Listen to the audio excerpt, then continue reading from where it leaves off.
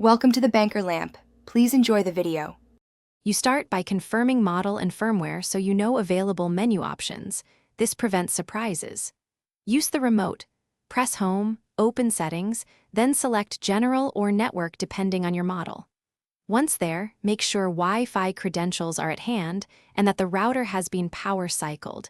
This eliminates temporary network faults. You do this now because clearing network settings without verifying credentials can leave your TV offline and slow recovery when reconnecting. Now perform the reset. In Network, choose Reset Network or Reset Connection and confirm the action. This clears saved SSIDs and DHCP leases so you get a clean start. Once done, the TV either reboots or restarts its network module. Wait patiently and don't interrupt power. After the module restarts, select your network type, Wi-Fi or Ethernet, and re-enter your password exactly, because incorrect credentials are the most common reconnection issue you'll face.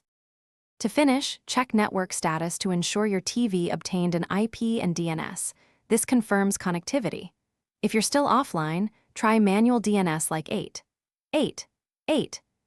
or switch to a wired connection to isolate Wi-Fi issues.